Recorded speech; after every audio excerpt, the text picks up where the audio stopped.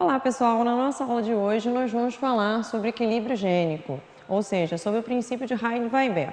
A primeira coisa que nós temos que notar é o que ele estabelece. E ele propõe o seguinte, que a frequência gênica ela não se altera ao longo do tempo. Isso é a mesma coisa do que a gente dizer que não está ocorrendo o processo de evolução. Bem, então, para que nós possamos necessariamente seguir o que ele está propondo, alguns princípios nós vamos notar. Primeiro, não ocorram mutações. Por quê? Porque as mutações vão sempre introduzir novos genes na população. Obviamente, irão alterar essa frequência. Segundo, não atue a seleção natural.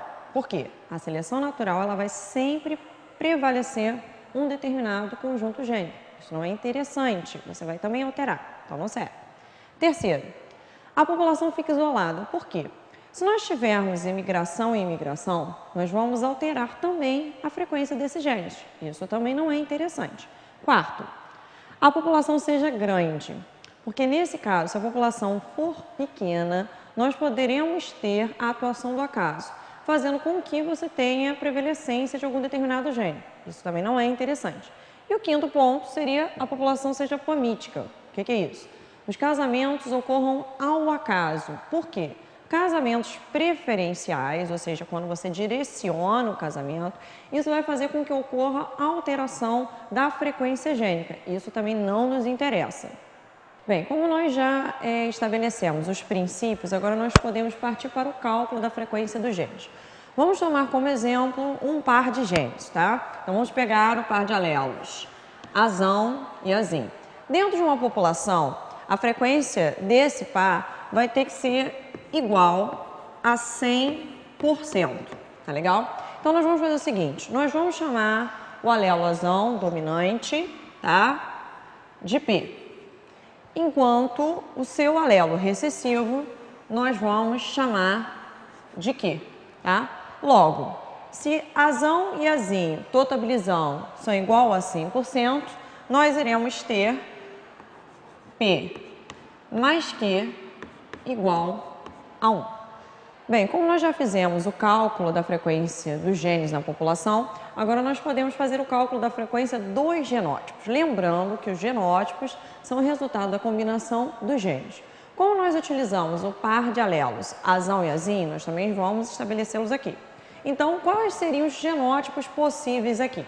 Nós teríamos o indivíduo azão-azão, ou seja, homozigoto dominante, o indivíduo azão-azinho, que seria o indivíduo híbrido, e o azinho-azinho, que seria o indivíduo homozigoto recessivo.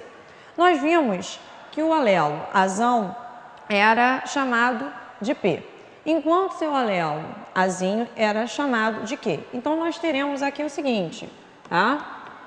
P vezes P, que obviamente seria a mesma coisa que P ao quadrado, tá? O azão-azinho. Dentro da primeira lei de Mendel, nós vimos que a frequência desse alelo seria de 2 azão-azinho. Então, nós teremos 2 vezes P vezes Q, que seria igual a 2PQ.